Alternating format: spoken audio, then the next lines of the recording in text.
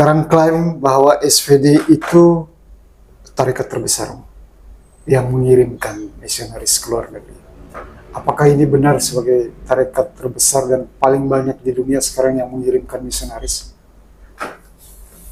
Baik, kalau tarekat terbesar itu pasti tidak. Artinya ada banyak tarekat-tarekat di dunia ini yang jauh lebih besar dari SPD dalam jumlah, katakanlah jumlah anggotanya. Itu kalau dari segi anggotanya SPD pasti bukan yang terbesar.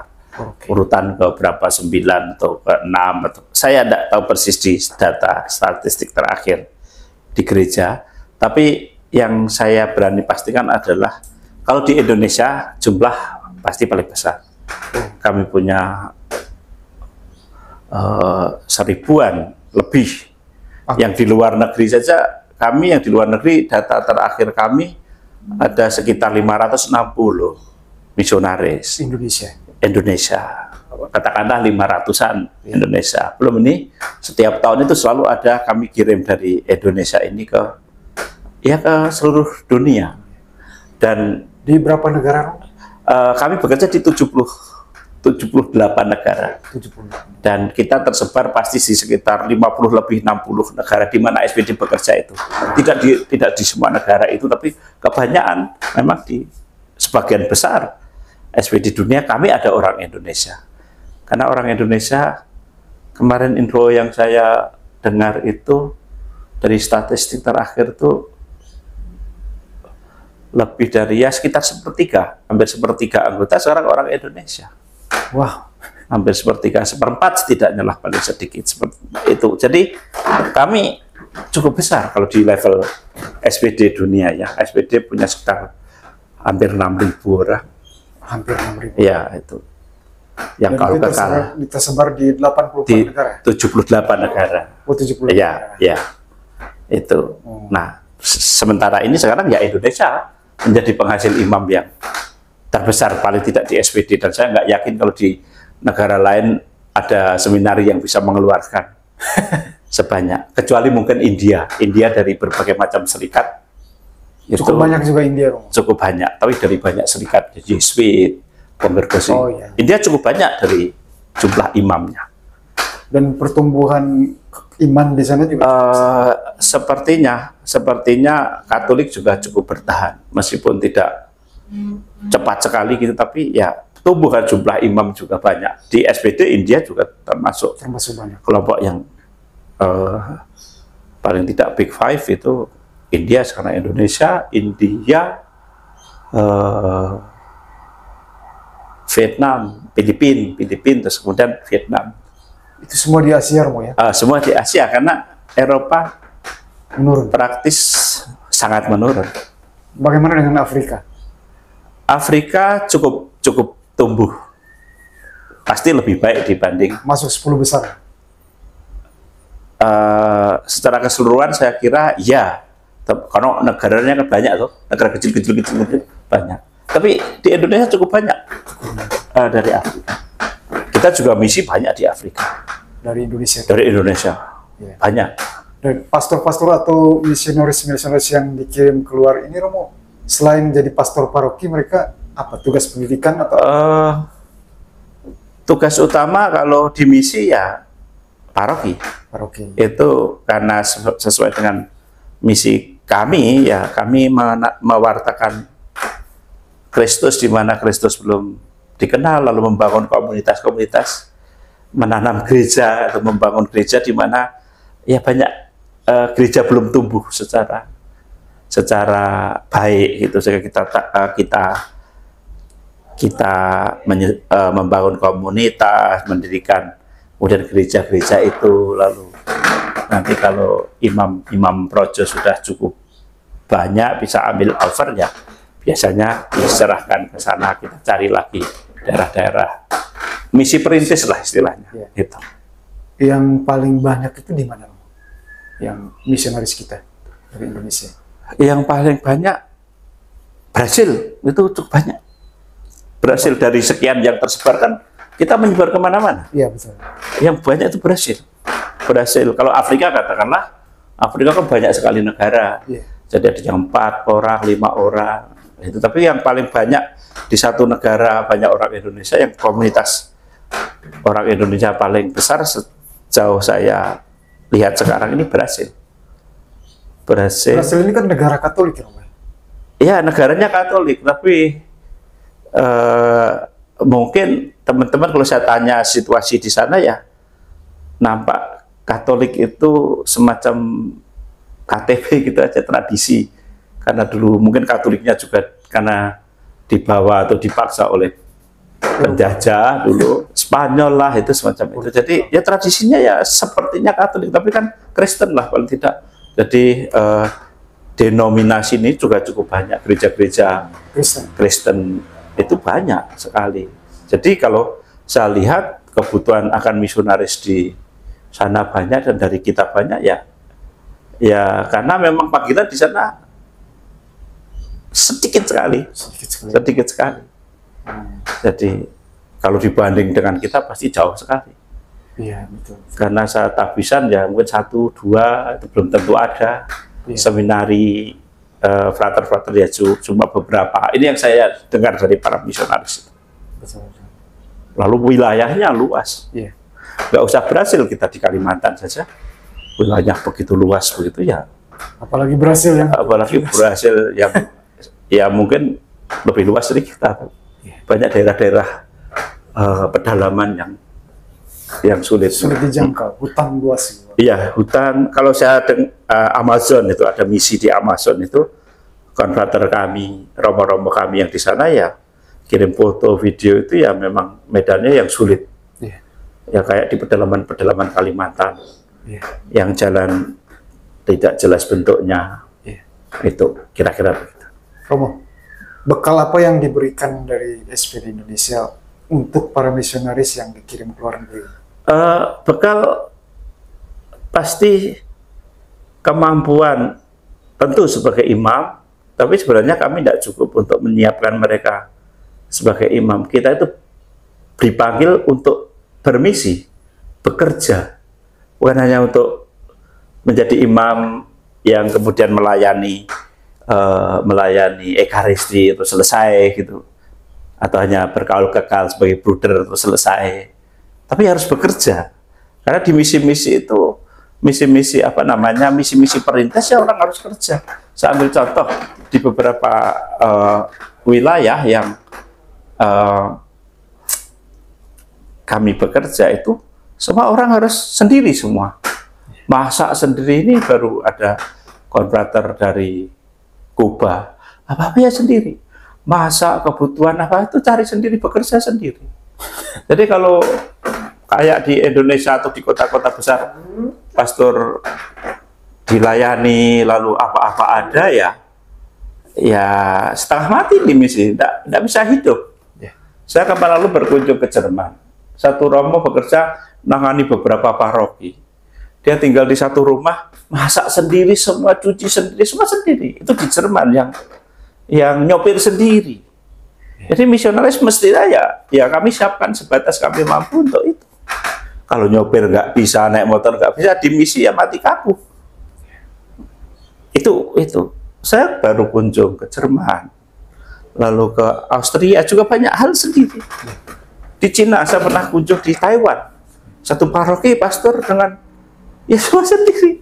Umat paling bantu hari Jumat bersihkan gereja semua, tapi masak, cuci, bersih rumah, atur semua itu sendiri.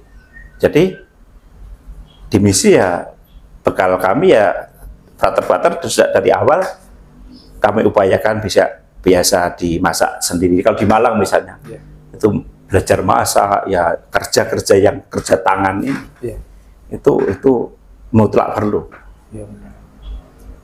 Lalu berikutnya pembekalan pasti setelah ya di seminari standar menjadi imam, lalu kemampuan berbahasa, lalu tapi juga menyesuaikan dengan situasi yang seringkali sangat berbeda. Maka kami beruntung bahwa kami kami sudah hidup dengan macam-macam perbedaan. Ini sangat menguntungkan. katakanlah Flores sendiri juga sudah macam-macam. Nanti Flores Jawa, Jawa Kalimantan, Kalimantan Batak itu sudah macam-macam. Kalau dari sini sudah belajar itu, nanti ke tempat lain yang budaya lain, culture lain, ya pelan-pelan sudah bisa Adaptasi. adaptasi. Ya. Jadi dari seminari kami sudah usahakan sedikit-sedikit Ya. sesuai dengan situasinya, Ya. menyiapkan mereka, adik-adik itu. Apakah ada juga misionaris yang di tempat-tempat yang kritis seperti perang, begitu, perang saudara seperti di Afrika, Romo? Atau mungkin Ya,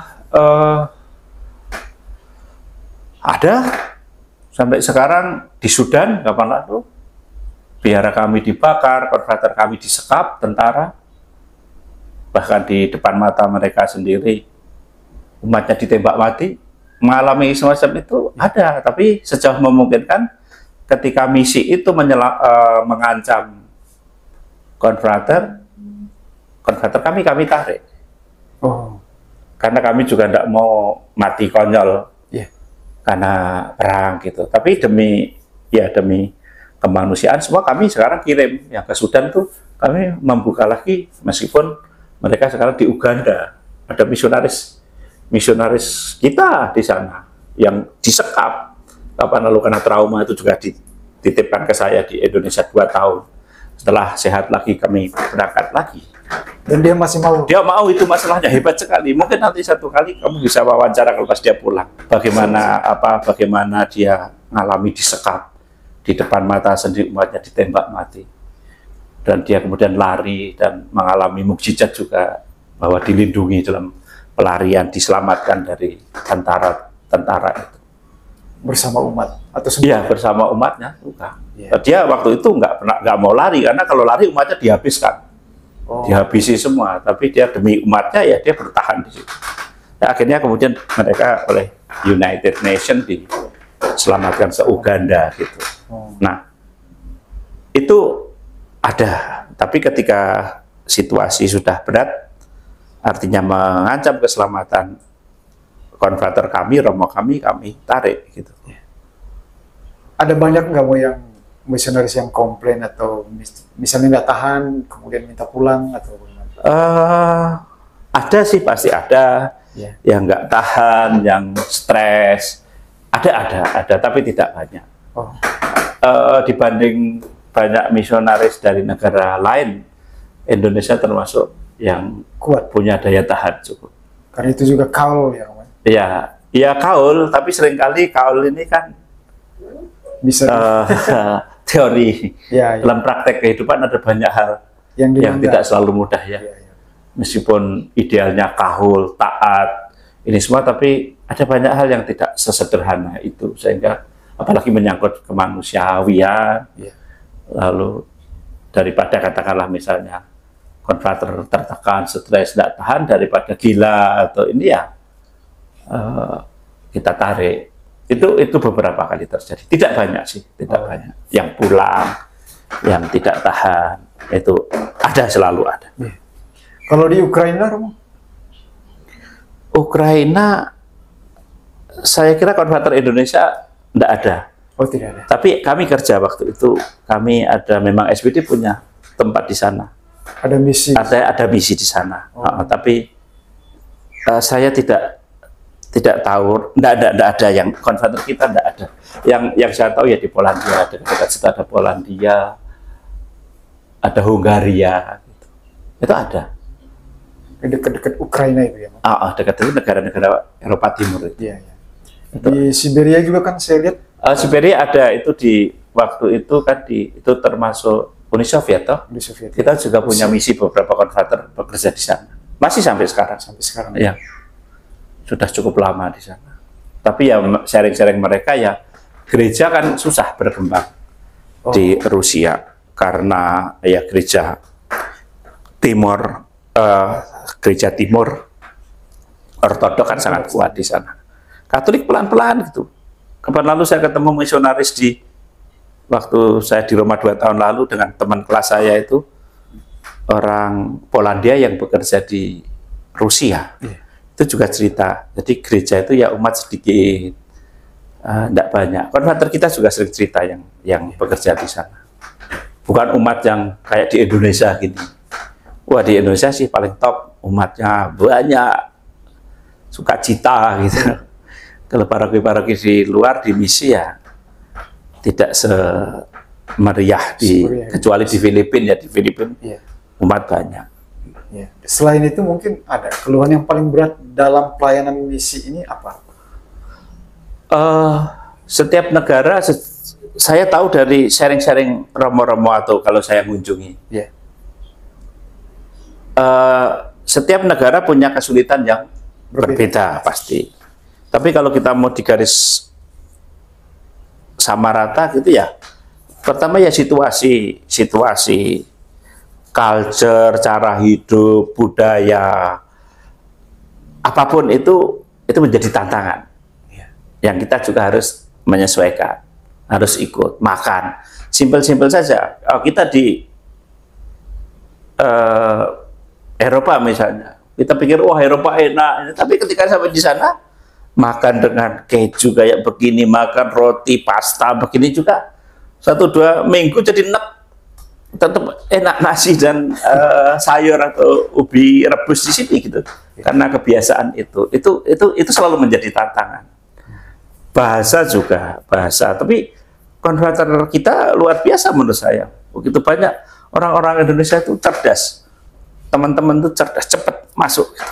Dibanding banyak misionaris yang lain, orang Indonesia paling cepat adjust dengan tuntutan macam-macam, baik tuntutan sulit maupun tuntutan yang sudah biasa hidup susah, Romo. Ya barangkali, tapi menurut saya ya itu tadi karena lebih punya daya tahan, lebih daya tahan. Jadi kesulitannya itu ya budaya, makanan, semua itu menjadi kesulitan awal. Gimana saja. Baru kemudian nanti yang kalau di Afrika tentu saja di negara-negara yang berkembang jauh di bawah kita ya susah. Struggle dengan kehidupan sehari-hari, transportasi. Saya baru tadi pagi ngomong dengan misionaris yang di Kuba. Dia katakan tadi ya selama saya libur saya nikmati Indonesia. Karena di sana ditekan oleh pemerintah, lalu apa-apa sulit. Gereja Katolik dibatasi, tidak boleh beli mobil yang baru. Jadi mobil-mobilnya semua mobil lama. Dia bilang kita di Malang punya museum angkot. Di Malang kita ada museum angkot yang mobil-mobil lama. Kami di sana itu di mana-mana museum angkot. Jadi mobil tua-tua. Mobil tua tidak bisa beli lagi, kalau rusak harus pergi ke negara tetangga. Itu di negara komunis. Saya tanya, bagaimana uang sakumu? Ya saya dapat uang saku $60 dia bilang. Tapi harga daging babi 1 kilo $85. Nah ya semacam itu. Karena itu di negara komunis, kesulitannya berat. Tekanan pemerintah semacam. Belum lagi nanti negara-negara negara yang konflik. Itu selalu ada tantangan. Jadi ada masalah pengaruh politik juga ya, situasi kondisi politik. Selalu politik selalu mempengaruhi dalam setiap negara. Dulu ada satu pastor yang stres yang pernah di Matraman sini, yang kemudian dia juga tarik diri dari imamat. Tapi yang salah satu poinnya tidak bisa menyelesaikan stres karena di mana-mana dicurigai pemerintah, ditahan, ini kan juga stres. Tidak selalu mudah di situ. Kesulitannya sekali lagi sesuai dengan situasi, kondisi politik atau ekonomi negara yang bersangkutan. Bagaimana dengan dukungan finansial, Romo? Artinya kalau SVD itu kan misi Romo misalnya, itu di awal saja kah? Atau seterusnya terus disuplai dana atau dari uskupan setempat atau dari mana gitu ya? Pada umumnya di misi-misi yang berat itu semua ya masih dari SPD. Belum terlalu banyak provinsi-provinsi yang mandiri, masih dibantu SPD. Kalau di Indonesia sudah agak lumayan ya, ada yang sudah mandiri, ada yang ya masih banyak dibantu untuk pendidikan misalnya. Tapi kalau di Afrika seringkali makan, minum, hidup misionaris itu semua ditanggung dari Roma, General. jenderal lah. Oh. Nah, jenderal dapat uang dari misalnya dari provinsi-provinsi yang sudah maju. Gitu. Jadi selalu begitu. Keuskupan di luar negeri juga ya Newportnya sebatas memberi makan misionaris misalnya. Kalau mereka keuskupan mau ya memberi makan misionaris, artinya umat itu yang memberi makan hidup misionaris kami, ya sebatas itu saja. Kalau di Indonesia sini kan lumayan lah, keuskupan misalnya di Jawa ada uang saku dari paroki seperti itu lumayan. Jadi kami tidak menghidupi romo kami gitu. Bahkan dari sebagian stipendium mereka diserahkan ke SWD. 30% Romo. Aturan setiap keuskupan kan beda-beda. Oh, iya. Di Jakarta ada 30% itu ada aturannya setiap keuskupan. Jadi direktur misi itu sekian tahun. Iya, saya awalnya di sekretaris misi mulai dari Jogja, terus kemudian di direktur misi yang khusus fundraising ini ya sudah 5 tahun. Tadi periode kedua ini. Ini yang kedua Romo. Sejak 2000 ya ini yang kedua 2018. Sebelumnya saya 6 tahun di Subdel. Tapi praktis saya menjalankan tugas ini. Oh iya. Ya mencari dana dan juga ngurusi dengan karyawan, ngurusi visa, ngurusi check up, urusan-urusan para misionaris itu. Nah sekarang saya lebih ringan dalam arti tertentu karena saya lebih fokus ke fundraising. Oh. Sementara di kantor sebelah ini ada karyawan, ada romo juga yang ngurusi apa namanya administratifnya, urusan visa semua itu. Dan itu sudah berkunjung ke berapa negara, Romo?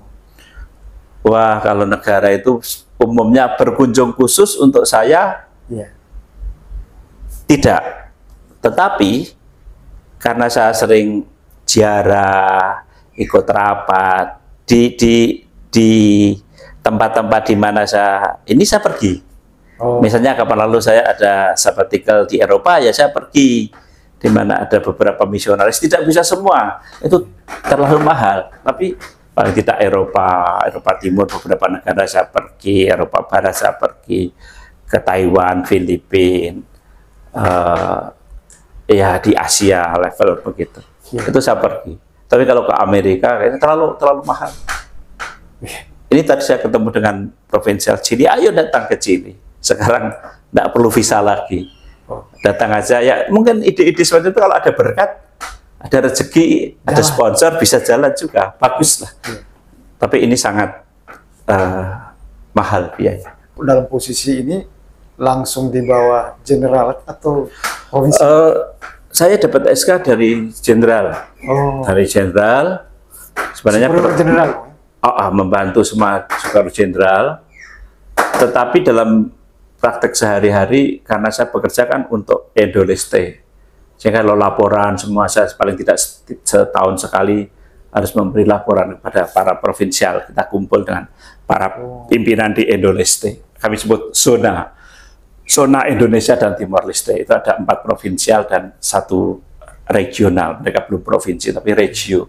Nah kami biasa setiap tahun sekali paling tidak bicara situasi begini-begini, karena misalnya fundraising ini kan juga untuk misionaris itu kan sebenarnya kita masih sampai sekarang terbatas biaya-biaya, misalnya karyawan untuk ngurusi visa semua itu kan kita perlu bayar.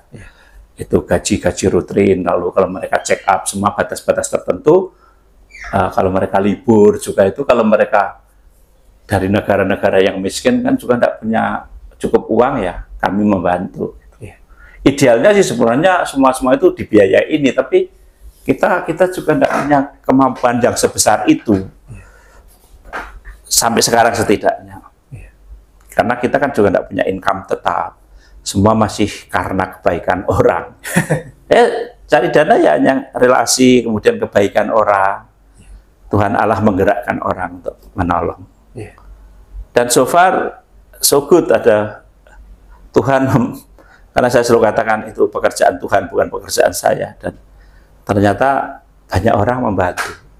Kita ketemu orang, ketemu umat, itu mulai dari yang kecil-kecil itu, ada yang rutin, ada yang tidak rutin, tapi semua itu ya saya pertanggungan jawab bersama ekonom saya. Saya tidak pernah bawa uang misi, semua di ekonom saya.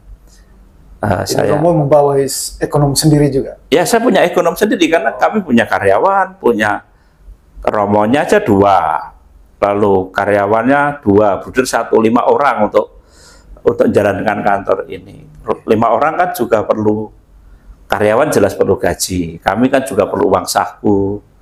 Lalu dan oke. Sampai sekarang menurut saya banyak berkat. Ada berkat lah, Tuhan memberi lewat banyak orang yang baik hati. Jadi fundraising ini Romo sendiri yang tangani? Tidak, akhirnya di 6 tahun pertama saya di Superior Liga itu semua saya sendiri yang nangani. Tapi sejak 2018 saya sampaikan kepada para provinsial, ini bukan kantor saya. Seluruh provinsial? Makanya sekarang mereka berjuang provinsial Indo-Leste itu. Oh, Indo-Leste. 4 provinsi itu harus ambil bagian, saya bilang begitu. Nah, di provinsi-provinsi itu ada yang disebut sekretaris misi. Nah, itu yang berjuang juga menggerakkan mereka untuk membantu misi. Meskipun katakanlah kantor ini sebelumnya kan Subdel, Superior Legatus, ya ini semua digabung. Saya yang menjadi superiornya di situ. Jadi saya kerja semuanya, cari dananya semua dari situ. Itu kan jadi berat sekali untuk yang nangani di situ. Bagaimana untuk gaji karyawan setiap bulan aja sekian. Itu tidak mudah. Lalu mulai 2018 ketika Jenderal memisahkan kantor itu menjadi fundraising lalu administrasi berbeda. Tapi administrasi ini Superior Legatus ini semua ya dibayari oleh kantor kami, kantor saya ini yang mensupport semua gaji karyawan semua.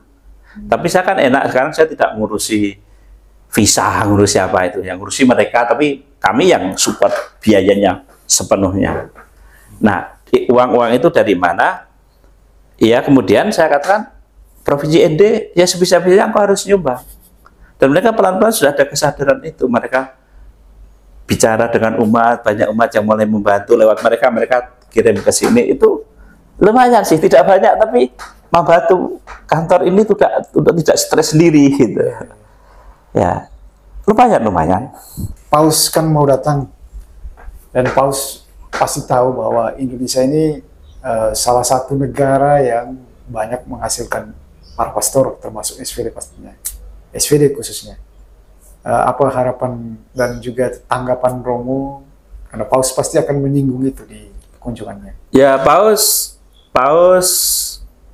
pasti tahu lah, karena saya rasanya baca di mana itu bahwa Paus pernah menyebut Indonesia.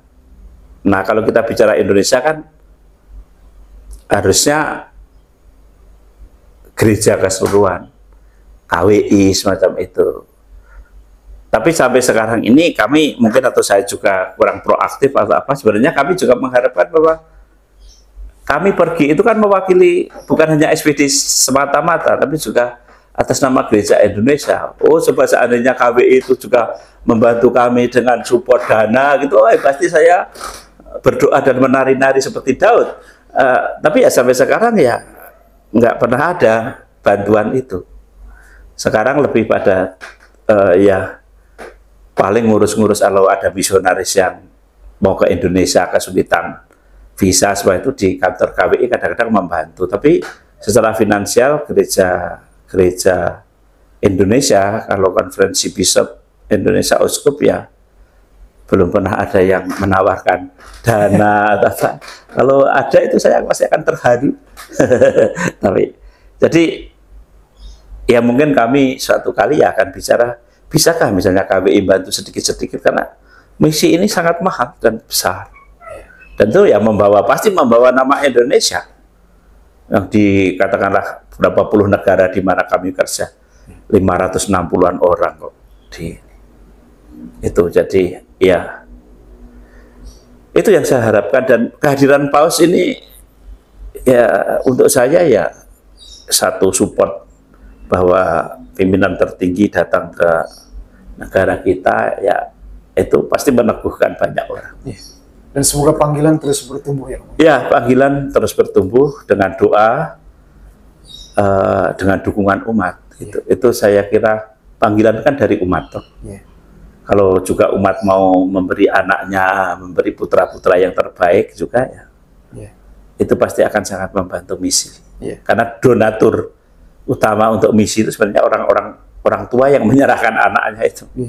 Ada uang, ada apa, kalau anaknya nggak diserahkan atau nggak ada pastornya ya Susah juga. nggak bisa misi, nggak cukup dengan uang saja. Itu. Baik Romo. Baik, terima kasih. Terima kasih banyak. And now the actual blessing itself. Et Filii et Spiritus Sancti descendat super vos et maniat semper.